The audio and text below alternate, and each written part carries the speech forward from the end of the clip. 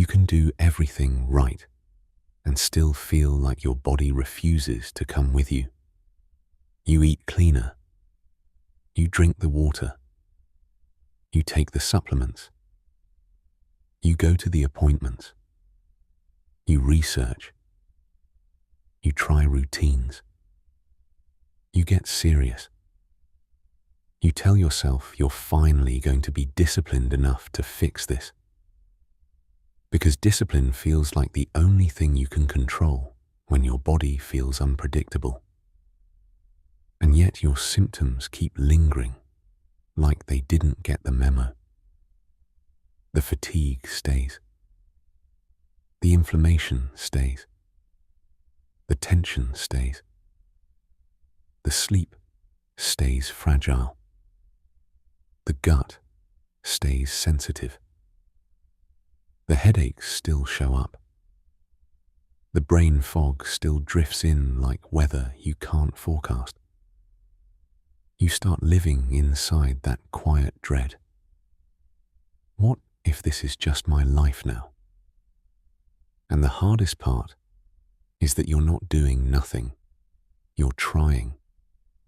So the question starts forming in you, the one that turns health into shame. Why won't my body heal, even when I'm pushing? Here's the question that changes the meaning of what you're living before you turn it into self-blame. What if your body won't heal while you're pushing? Because healing isn't only about effort. What if healing is seasonal? What if you're trying to grow spring results in a system that's begging for winter? If you've been in this pattern, you know how it feels emotionally, not just physically.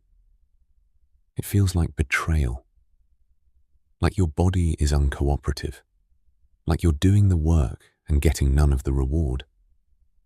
Like every time you build momentum, you hit an invisible wall. Like you can't trust yourself because you can't trust your energy. And then the mind does what the mind always does when it can't find control. It starts tightening. You start tracking everything. You start scrutinizing your food, your steps, your sleep, your symptoms, your timing, your hormones, your stress, your caffeine, your screen time, your workouts, your rest. You start turning your life into a health project that never ends, because at least the project gives you the illusion that you're not helpless. But the project also makes your nervous system louder, because now your body isn't only trying to heal, it's also being watched. It's being evaluated every morning like a report card. How do I feel today? Did I get worse? Did I get better? Did I ruin it? Did I miss something? Is this a sign?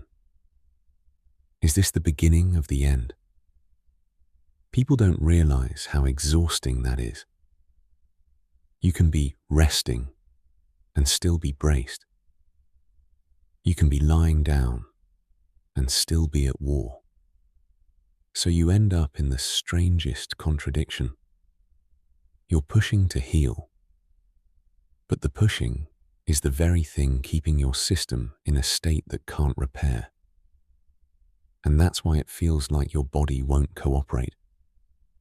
Because cooperation requires safety, and your body reads constant pushing as the opposite of safety. Not because you're doing it wrong, because you're doing it in the wrong season. There's a kind of truth your body knows that modern life teaches you to ignore. The truth is that living systems don't run on one setting. They expand and contract. They bloom and rest. They build and repair. They spend and restore. They move outward and they move inward. When you force constant outward movement, the system doesn't become stronger. It becomes brittle. This is what energy and seasonal cycles reveals in health. It says, Your body is not a machine designed for infinite output. Your body is a living rhythm, and rhythm requires phases. There are seasons where you can push, build, train, produce, and handle. And there are seasons where your body requires a different kind of intelligence. Conservation, downshifting, restoration, quiet rebuilding. Most people hate that because winter looks like losing progress. Winter looks like slowing down. Winter looks like weakness. Winter looks like falling behind. Winter looks like your identity getting bored and anxious. But winter is where the system repairs. And if you refuse winter, the body doesn't just stay the same. It starts protecting itself through stagnation. Because healing is not only about adding good things. Healing is also about removing the demand to perform. You can't demand your body regenerate while you keep living like you're being chased. You can't force your nervous system into repair while you keep your life in permanent acceleration. You can't build new tissue, new balance, new stability in a system that never receives the signal. It's safe to stop bracing. So the plateau may not mean you're failing. It may mean your body is waiting for you to enter the phase where healing is actually possible. That phase is not always more discipline. Sometimes it's a season change. Energy and seasonal understanding is ancient because humans have always had to respect rhythm to survive. Agricultural calendars were built around the reality that the land cannot produce endlessly without being depleted. Fields had to lie fallow. Harvest required rest. Growth required dormancy. If you forced constant extraction, you didn't get more life. You got dead soil. Taoist philosophy spoke of this through yin and yang, not as good and bad, but as complementary forces. Outward heat and inward cool, action and restoration, effort and repair.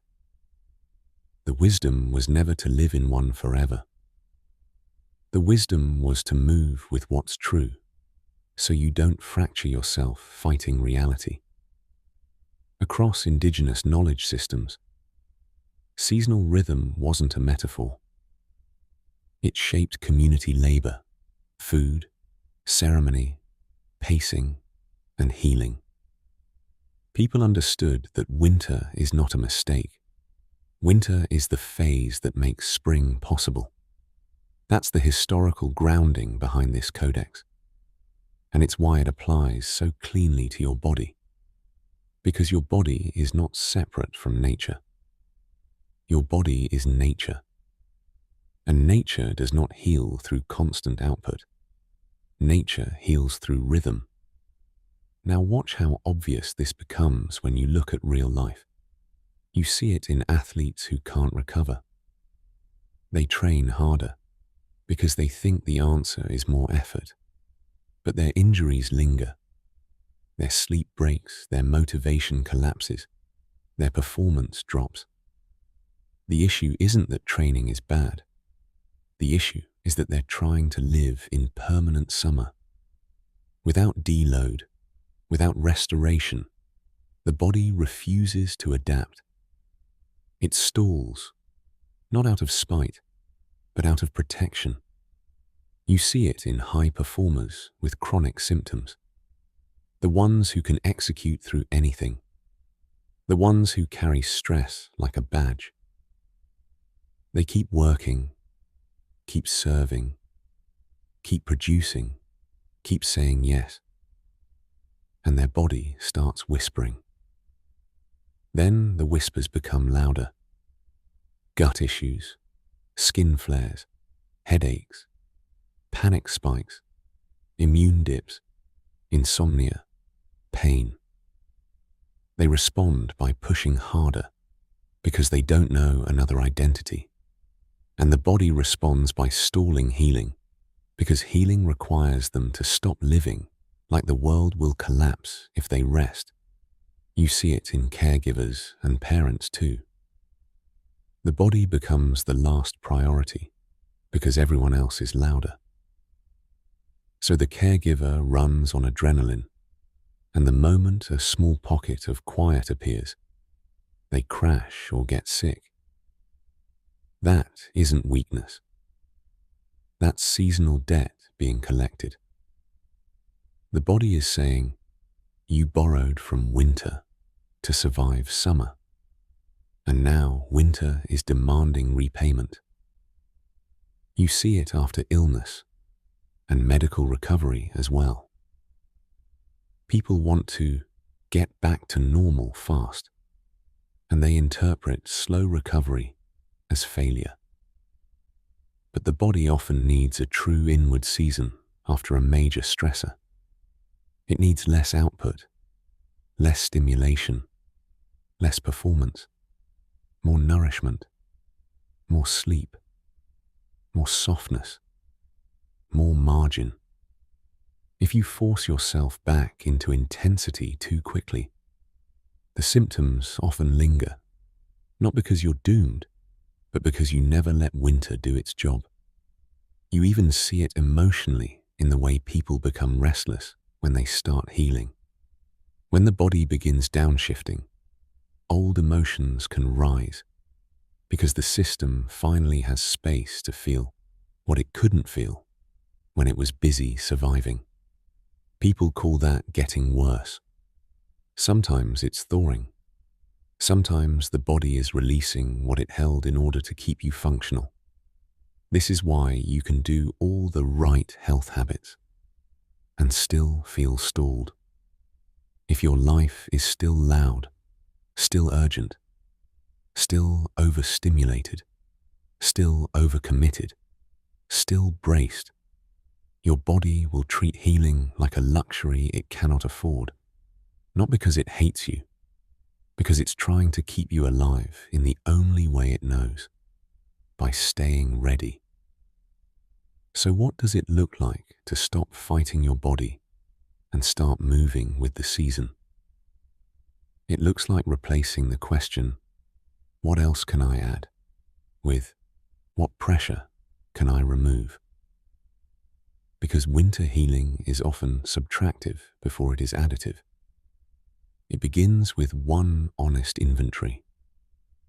Where is your body being asked to perform beyond its current capacity? Not forever, not dramatically, just right now. It might be a schedule with no margin. It might be late-night stimulation that keeps your system alert. It might be social obligation you can't recover from. It might be a job pace that's unsustainable. It might be the way you never stop scanning your symptoms. Winter begins when you admit the truth about load. Then you choose a small downshift ritual that signals safety consistently, not perfectly. A quieter hour before bed. A morning that starts slower. A walk that is not a workout. A meal without screens. A reduction in late-night headlines. A boundary around your availability. Your body learns safety through repetition, and safety is the soil healing grows in.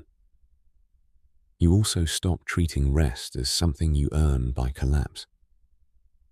If your only rest comes after you've spent yourself, your body will keep needing collapse to get permission. Winter is not a reward. Winter is a requirement. That can mean scheduling recovery like it matters, protecting sleep like it matters, and letting some things be incomplete without punishing yourself for it. Another adjustment is changing what you measure. In winter, progress may not look like high energy. It may look like fewer crashes. It may look like slightly steadier mornings. It may look like a calmer baseline. It may look like your body recovering faster after stress. It may look like your nervous system being less reactive. If you keep measuring winter by summer metrics, you'll call healing failure and abandon the phase too soon. And if you feel guilty slowing down, name the guilt correctly. Sometimes guilt isn't conscience. Sometimes guilt is withdrawal from an identity that only feels worthy when it's productive. Winter healing threatens that identity, so it screams. That doesn't mean you're doing something wrong. It means you're touching a deep pattern. You learn to earn your right to exist through output. Finally, keep one promise to your body that you can actually keep. Not a massive overhaul. One consistent signal. The body trusts consistency more than intensity. When you keep one small agreement, your system begins to believe you, and that belief is what allows repair. This is actionable because it's real. It's not a motivational speech. It's seasonal alignment. And when you start living this way, the change shows up internally first. Before, you lived in a constant low-grade emergency. You tried to heal like it was a performance. You blamed yourself for symptoms. You watched your body like it was a problem to solve. You pushed through exhaustion and called it strength. You rested only when you were forced. And then you hated yourself for needing it. After, the inner climate shifts. You feel more calm, not because life is perfect, but because you stop living at war with your own capacity. You feel more trust because your body stops needing to scream to be taken seriously. You feel more clarity because you begin recognizing what drains you and what restores you without pretending they're equal. You feel more self-respect because you stop treating rest as weakness and start treating it as wisdom. Transformation is internal first. Your symptoms may still have waves, but you stop panicking inside the wave. You stop demanding spring in the middle of winter. You stop abandoning yourself because your body won't sprint. And that's when healing becomes possible. Because healing is not something you force out of a body. Healing is something you allow by creating the conditions it requires. When you notice your body won't heal while you're pushing, what season are you actually living in right now? Constant output, overstimulation, emotional load, caretaking, or pressure you keep minimizing? And what is one small winter-style downshift you could repeat this week to give your system proof that repair is finally allowed? Your body is not refusing to heal. It is refusing to be harvested while it's still being planted. And no amount of pushing can replace the winter that makes strength real. If this episode named your season, share in the comments what your body has been trying to tell you through the plateau, and what winter would look like in your real life without guilt. Subscribe for more episodes that turn health confusion into pattern recognition, so you can rebuild with calm, trust, clarity, and self-respect, one honest season at a time.